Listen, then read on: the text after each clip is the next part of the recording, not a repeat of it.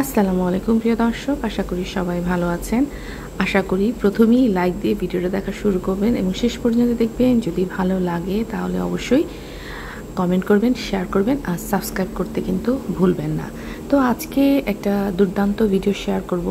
বাপ্পির video দেখলাম এবং বাপ্পির যে কথাগুলো বলছে যে ফাতেহা আর তিশা এরা কি আসলেই শোক এখনও শোকাহত নাকি আইওয়াশ করতেছে দর্শকদের। তো চলেন প্রথমেই শুরু করি।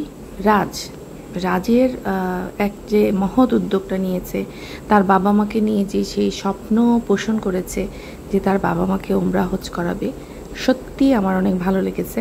মানে রাজের উপরে যত রাগ গোসা যাচ্ছিল সব কিছুই এই একটা উদ্যোগ, এই মহৎ উদ্যোগেই আমার কাছে রাগে ওর উপর থেকে সব রাগ অভিমান চলে গেছে। দোয়া করি যেন সফল হয় এরকম একটা মহৎ উদ্যোগে। বাপ্পি, বাবু, শাহিন, তিশা এদেরকে একদম পিছনে ফেলে রাজ অনেক ঊর্ধ্বে পৌঁছে গেছে শুধুমাত্র এই একটা কারণে। সব সন্তানই যেন নিজের বাবা মা জন্য বা নিজের জন্য এরকম স্বপ্ন নিয়েই বড় হয় যে যখন আমার সামর্থ্য হবে আমি হজ করতে যাব, বড় হজ করতে না পারি আমি ওমরা হজ করতে যাব। এই স্বপ্নটা যেন সব সন্তানেরই হয়, নিজের বাবা মাকে নিয়ে, নিজেকে নিয়ে।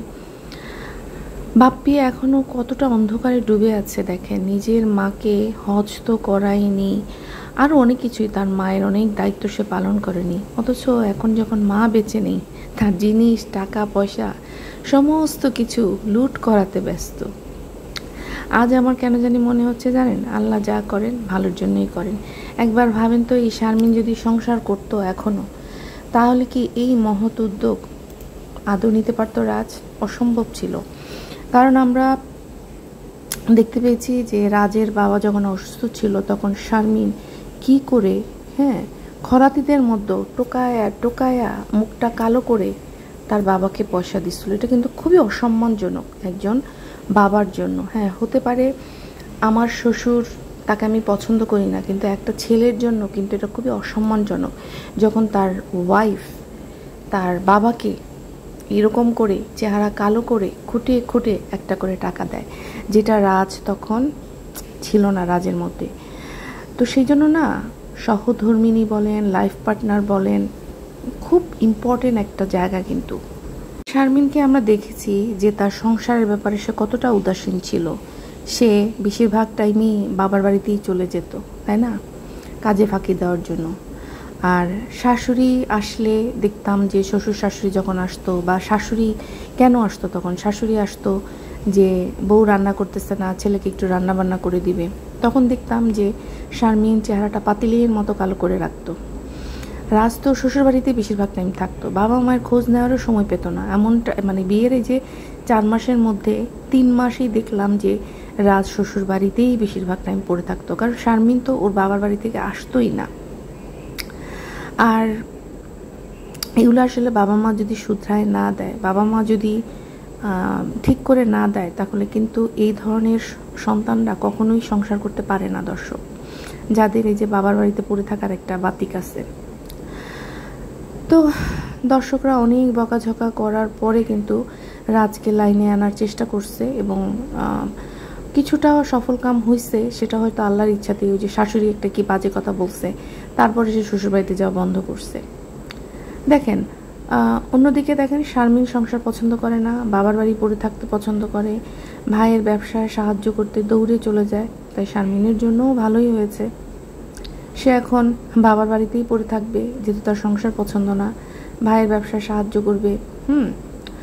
আর দেখতেই পাচ্ছেন আপনারা যে ভাইয়ের ব্যবসা, এটা কিন্তু শুধু ভাইয়ের ব্যবসা না, ও কিন্তু এখানে আসছে। কারণ এর আগে মনে আছে কিনা আপনারা, বলছিল রাজ আর শারমিন যে ওরা একটা ব্যবসা ওপেন করতে যাচ্ছে, এই বড় ভাইয়ের সাথেই শারমিনের ভাগ আছে, কিন্তু দুইজন মিলেই পার্টনারই কিন্তু এই জামা কাপড়ের বিজনেসটা করতেছে। আর এইটার জন্যই কিন্তু শারমিন একদম কোমর বেঁধে লেগেছে। এবং অনেক দর্শকরাই বলতেছে যে এই নাম যেন কি বিল্লাল কিন্তু নিজের স্বার্থেও শারমিনকে সংসার চাইলে কিন্তু করাইতে পারতো ধমক টমক দিয়ে ভাইরা, কিন্তু সেটা করায় নাই। তবে যদি যেই স্বামী মারামারি করে সেই স্বামীর ঘর না করাই ভালো, আমি বলবো। তো যাই হোক, যেটা বললাম আর কি, যার যার জীবনে এখন শেষে সুখে আছে। মাঝখান থেকে আমরা কয়েকদিন মজা নিলাম, মাঝখান থেকে ওদের কিছু সময় কাটায়, মানে সময় নষ্ট হলো। না, ওদের সময় নষ্ট হয়েছে ঠিকই, ওরা কিন্তু অনেক ইনকাম করে নিছে, ওদেরও অনেক ভিউ ব্যবসা হয়েছে। আর এখন চলছে অনুভূতি, আবেগের ব্যবসা। এরপর আরও কত কিছু আসবে, আমাদের শুধু ধৈর্য ধরে অপেক্ষা করতে হবে। মায়েদের শান্তি নেই, তাই না? তিশাদের পরিবারের কত আনন্দ, তিশা, মিম, সাবিনা, রান্না করতে হয় না, কাজ করতে হয় না, সন্তানদের দায়িত্ব নিতে হয় না তেমনভাবে। অথচ কিছু মা, যেমন বাপ্পির মা, তিশার মা, রাজের মা, এরকম আরও অগণিত মা আছেন যাদেরকে দায়িত্ব কোনোভাবেই পিছু ছাড়ে না। সবই আসলে কপালের দোষ। বলে না, আল্লাহ মানুষের কপালের লিখন কেউ করিতে পারে না খণ্ডন। মানে কিছু কিছু মা চাইলেও তারা দায়িত্ব থেকে কোনোভাবেই নড়তে পারে না। কিছু কিছু মা গা এলিয়ে সুন্দরভাবে কিন্তু কাটিয়ে দেয় জীবন। তো রাজকে দেখে এখন যদি বাকিরাও যদি সেই পথে যায়, হ্যাঁ, আবার নাও যেতে পারে। যদি যায় তাহলে তো খুবই ভালো, যে রাজ তার মাকে, বাবা মাকে হজ করাইতে নিয়ে যাচ্ছে, আমরাও দেখিয়ে দিব, তাহলে খুবই ভালো। এইরকম জিনিস নিয়ে প্রতিযোগিতা করা ভালো। আর আরেকটা জিনিস দেখেছেন কি না আপনারা, ভালো করে খেয়াল করবেন যে বাপ্পি আর শারমিনের মধ্যে বেশ কিছু মিল আমি পাচ্ছি। যেমন বাপ্পি, শারমিন খুব ধার্মিক হয়ে গেছে হঠাৎ করে। একজন আমাদেরকে হাদিসের বই নিয়ে অনেক জ্ঞান দিল, আর আরেকজন কোরআন শরীফ দেখায় আমাদেরকে বুঝাইলো যে সে কোরআন শরীফ পড়ে, সে রোজা রাখে, সে নামাজ পড়ে। আর এই শারমিনের একটা জিনিস আমি খুব অবাক হয়ে গেলাম, দেখেন এর মন মানসিকতা একদম তিশার মতো। এই ধরনের মানুষকে আপনি আসলে মায়া, মমতা, সহানুভূতি দেখায় লাভ না, এরা আসলে সহানুভূতির যোগ্য না। বাসায় মেহমান আসবে, দেখলাম যে কে যেন আসছে, পরে আমি ঠিক বুঝলাম না এরা কারা, তাদেরকে বলছে অনাকাঙ্ক্ষিত মেহমান। এই অনাকাঙ্ক্ষিত মেহমানটা এর আগেও ও বলছে, কি বুঝে বলে নাকি না বুঝে বলে, নাকি ওভাবে অনাকাঙ্ক্ষিত শব্দটা বেশ স্মার্ট শুদ্ধ একটা শব্দ, যে কোথাও একটা লাগাই দিই, সেরকম কিছু হতে পারে, জানি না। আরেকটা জিনিস শারমিনের খেয়াল করলাম, যে আমি খুব অবাক হয়ে গেলাম কতটা জঘন্য হইতে পারে। তার ভাবির শরীর খারাপ, মানে নাহারের শরীর খারাপ, মাথা ঘুরতেছে, তাও তাকে উঠে ফল কাটতে হচ্ছে। আবার এই শারমিন জিজ্ঞেস করতেছে তার ভাবিকে যে ভোর রাত্রে কী রান্না করা হবে। মানে এই সব ফ্রি খাওয়ার জন্যই তো এই মহিলার সংসারটা হইল না। আর নাহার অনেক ধৈর্যশীল, আর আসলে সবচেয়ে বড় কথা হচ্ছে, প্রথম কথা হচ্ছে অনেক অসহায়। বাবা মার টাকা পয়সা সেরকম নেই, এদের সাথে যদি লাগালাগি করে চলে যায়, যাবে কোথায়? যার কারণে ওকে কিন্তু মুখ বুঝে সব কিছু মেনে নিতে হচ্ছে। তো হাট্টা করতে একটা মহিলা শারমিন, সে নিজে নিজে রান্না করতে পারে না। মানে একবেলা যদি, মানে ধরেন একটা তরকারি যদি নাহার রান্না করে, একটা তরকারি তো ও রান্না করতে পারে। এভাবে মিলে ঝিলে করলে কিন্তু আর সংসারের মধ্যে লাগালাগি হয় না। শারমিনের আজকে টাইটেলে দিল সে নাকি নতুন কাউকে খুঁজে পেয়েছে, এবং নতুন কাউকে নিয়ে নাকি তার পথ চলা শুরু হয়ে গেছে। হতেও পারে, আমাদেরকে হয়তো দেখায় নাই, বাট অলরেডি হয়তো শুরু হয়ে গেছে, ঠিক আছে? কারণ ওদের আসলে ওদের ছেলে ধরতেও টাইম লাগে না, আবার ছাড়তেও টাইম লাগে না, আর ওদের জন্য মনে হয় ছেলেরা বসেই থাকে। দর্শক, তো এইবার বলি, বিল্লাল আজকে যে কি পরিমাণে বাটপারি করলো, সে তার টাইটেলে লিখছে যে মামলার কারণে, এই টাইপেরই মামলার কারণে শারমিনকে বন্ধক দিয়ে টাকা জোগাড় করতে হয়েছে। কিন্তু ভিডিওতে গিয়ে দেখলাম যে একদমই ভুয়া। এই ব্যাটার ব্যবসার জন্য টাকা লাগতো, তখন শারমিনের কাছে ইনাফ টাকা ছিল না। শারমিন সেইটা ওর গোল বন্ধক রেখে তার ভাইকে টাকা দিচ্ছে, এবং তার ভাই আজকে সেই টাকা চুটাই নিয়ে আসছে। এত বড় মিথ্যা কথা যে এইটা বলে, মানে কি পরিমাণে বাটপার, বউয়ের সঙ্গে তুই তোকারি করে কথা বলে। এই বাটপারের কারণেই কিন্তু শারমিন ধরাটা খাবে। শারমিন নিজেও তো বাটপার।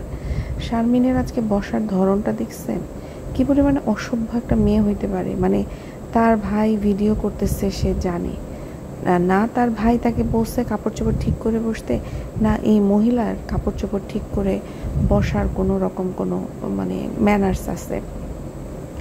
এই মহিলা এর আগে মহিলার বহুত কিছু বডি দেখাইছে, হ্যাঁ, বাপ্পি টাপ্পি এরা। তো যখন এরা এই ওরা যেহেতু বাসার প্রত্যেকটা মানুষই ভিডিও করে, শ্যুট করে, এদেরকে একটু ভদ্রভাবে কাপড় চোপড়ের লেবাস রেখে বসা ঠিক উচিত না, কিন্তু এটা ওরা করে না। এবার আসি বাপ্পির কথা নিয়ে। বাপ্পিকে আর নিতে পারা যাচ্ছে না, সত্যি কথা। এখন যেগুলি করতেছে সেগুলি টোটালি নেওয়া যাচ্ছে না। বাপ্পি এখন হারে হারে টের পাচ্ছে যে তার মা কি পরিমাণে কাজ করতো, তার বউ একা একা কিছু সামলাতে পারতেছে না। আজকে তার বউয়ের জন্য তাকে দা বটি নিয়ে বেগুন কাটতে বসতে হয়েছে, যেটা তার মাকে কখনোই সে কোনো দিন করে দেয় নাই। এবার আরও কিছু কথা, এই যে ফাতিহা বলেন, তিশা বলেন, এরা কেন নিজেদের মুখ লুকায় রাখছে দর্শক? কারণ হচ্ছে এদের যে আসল চেহারা সেটা ফুটে আসবে। এরা সবাই শোক ভুলে গেছে। আপনি বলতেছেন ফাতিহা শোক কাটায় ওঠে নাই, শোক কাটায় উঠছে। ফাতিহা দর্শকের জুতার বাড়ির ভয়ে হচ্ছে এই ভিডিও নিয়ে সামনে আসতেছে না। কেন আসতেছে না? কারণ ও কিন্তু অনেক আগে শোক কাটায় উঠছে। শোক কাটায় না উঠলে ও বিভিন্ন স্ট্যাটাস দিত না, আবার ভাইয়ের কমেন্ট বক্সে গিয়ে কমেন্ট করতো না। যারা শোকাহত তারা কখনোই ওই মোবাইল নিয়ে বসবে না দর্শক, ঠিক আছে? সেটা আমি খুব ভালো করে জানি। আর তিশার কথা বলতেছেন, তিশা তো গিল্টি ফিলিংস আছে না নিজের মধ্যে, যে আজকে সে তার কারণেই তার মা 2 দিন পর মানে তার কারণেই যে তার শাশুড়ি অবহেলিত হয়েছে সেটা সে খুব ভালো করে জানে। তো সেই কারণে তার গিল্টি ফিলিংস, দর্শকরা তাকে জুতার বাড়ি দিচ্ছে, আরও দিবে, সেই জন্য মুখটা লুকায় রাখছে কিছুদিন। কিন্তু বেশি দিন মুখ লুকায় রাখবে না, বের তো হবেই। তখন একটা কাহিনী নিয়ে আসবে আপনাদের সামনে, যাতে করে তার প্রতি আপনারা সহানুভূতিশীল হন, নাকি তাকে গালিগালাজ করেন। এদিকে ছোট্ট করে সাবিনা বলদিটার কথা একটু বলে নিই। বলদি ক্যামেরার সামনে বসে নিজেকে খুব মহান মানে দেখানোর জন্য সে তার বাবাকে ছোট করলো। কীভাবে ছোট করলো সেটা একটু বলি। সে ক্যামেরার সামনে এসে তার বাবাকে 2000 টাকা দিল, যে এটা তার বাবা তার কাছে চাইছে। এই কথাটা সে না বললেও পারতো, সে বললেই পারতো যে আমি আমার বাবাকে হাত খরচের জন্য টাকা দিচ্ছি, যেহেতু আমার বাবা এখন তেমন কিছু করে না, তো মেয়ে হিসাবে একটা দায়িত্ব বাবা মাকে কিছু একটা দেওয়া। সাথে 20,000 টাকাও দিল বলদি। 20,000 টাকা সম্ভবত হয়তো বা বাড়ির কাজ বা কোনো কিছু কারণে হয়তো ওদের লাগবে, সেই জন্য বলদি টাকাটা দিচ্ছে। এবং বলদি এমনই বুদ্ধিমতী নিজেকে মনে করে, সে ক্যামেরা খুলে আবার দেখাইছে তার বাপকে, বলতেছে এত টাকা ডাকাত আছে, ডাকাত নিয়ে যেতে পারে। সেই জন্য সে ডাকাতদেরকে ক্যামেরায় দেখাইতেছে যে সে টাকাটা কোথায় দিচ্ছে বাবাকে।